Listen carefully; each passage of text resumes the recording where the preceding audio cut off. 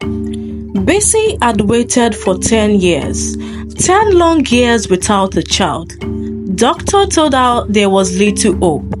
Friends said, just adopt. Ojelo, adopt, Omo. Some people whispered behind her back, calling her barren. But Bessie never stopped hoping. She prayed every day. She fasted and cried many nights. She would ask God quietly, if you can give me children, please, even if it's just one, please. Her husband tried to stay strong at first, but after many years, the pain was too much for him. One day, he left without saying much. Bessie was left alone. She kept working at her small akara store, waking early and selling what she could. Life was hard, but she never gave up.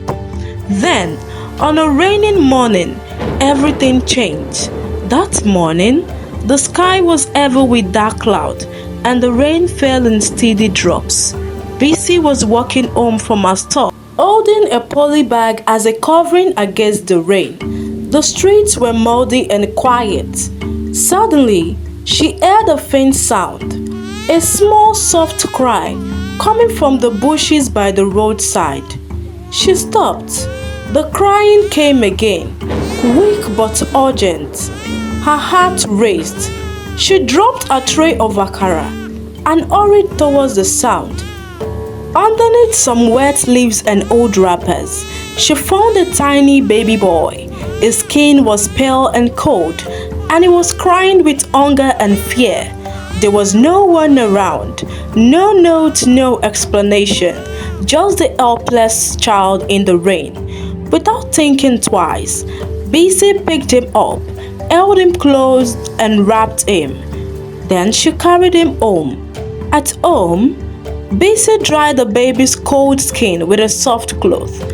She gave him some warm water and wrapped him in a clean blanket. She didn't have much, but she promised herself she would care for him. She named him Tolu, which means to God be the glory. It was a way of thanking God for this unexpected blessing. Days turned into weeks, and weeks turned into years. Tolu grew stronger, and Bessie's love for him deepened. Every kobo she earned from selling akara went into buying foods, clothes, and school supplies for him. Tolu was a bright boy. He was curious, polite, and worked hard, even hawking eggs after school to help his mother. The neighborhood noticed how close they were. People said, this boy is special. He has a kind heart. Omoda Dani. Bessie taught him everything she could, how to pray, how to respect others, even simple chores around the house. Life was not easy, but their bond was unbreakable. This thought kept disturbing Bessie each day. What secret lay hidden in the life of this boy she now called a son?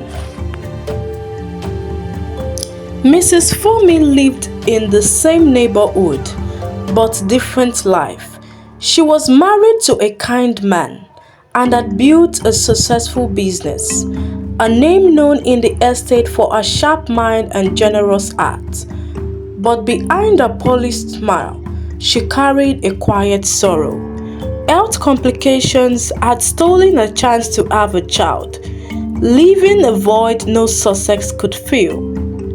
Mrs. Fumi's car slowed as she approached the small street corner where a boy was carefully arranging the trays of eggs on a wooden table. The sun was getting to set, casting a warm golden light over the neighborhood. She stepped out and walked over. "Good evening," she greeted, smiling. The boy looked up, his eyes steady but polite. Good evening, ma'am. How many trays would you like? She scanned the eggs thoughtfully. "Just one, please." He picked up a tray with careful hands. That is 6,000 naira, ma'am. Mrs. Fumi reached into her purse and handed him the money. As she touched the eggs, her eyes caught a small birthmark on his forearm, a faded brown spot shaped almost like a crescent moon. The boy noticed a glance and smiled shyly. Is there something wrong, ma? Oh, no, my dear, she said quickly, smiling back. I just like how careful you handle these eggs, despite the fact that you are still young. In fact, not many people take care like that, okay? Tolu said, Yes, ma, you are right. I've been helping my mother sell eggs for a while now.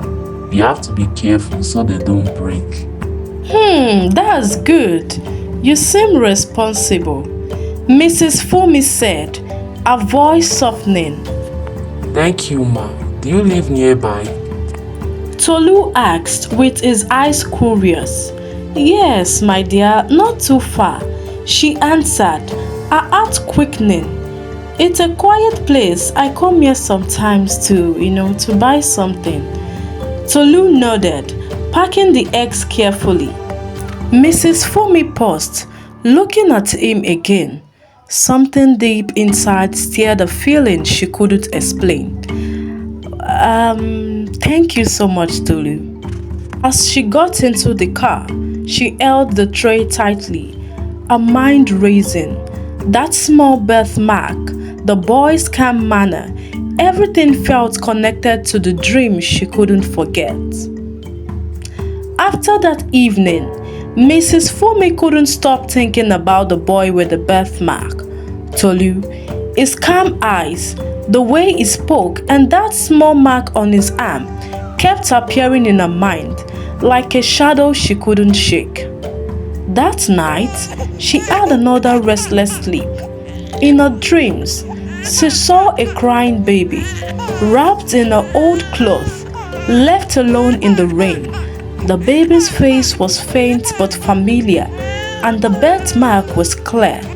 The next morning, she decided to do something she hadn't done in years. She quietly started asking questions in the neighborhood, near where she had seen Tolu selling eggs. At first, she was careful, speaking to shopkeepers and neighbors without revealing too much. Madam, please, do you know the boy that sells egg on that corner? I don't know his name. Please, can I get more information about him? A few people smiled warmly. Yes, madam. That boy, his story long, it matter long. I think he was raised by a woman. Her name is BC. Miss Mrs. Bisisha. She sells akara down there, and she has been like a mother to him. Mrs. Fumi had skipped. She had never heard the name before, but she had never put the pieces together. She pressed on, learning more about BC, a woman who struggled but loved the boy strongly, who had no children of her own but treated Tolu as if he were hers. One afternoon, she visited the small shop where BC sold akara, watching from a distance as Tolu helped sweep the floor and smiled at passers-by. Something inside her stirred deeply. The boy's walk, his smile, the way he looked at BC. That night, she called a private investigator, someone who could dig into Tolu's past quietly. Days later, the confirmation came. Tolu was a son, the child she had left years ago. As Mrs. Fumi clutched the investigator's report, her hands trembled with a truth too heavy to hold. What would she do now, with a son she had lost and a woman who had become his world?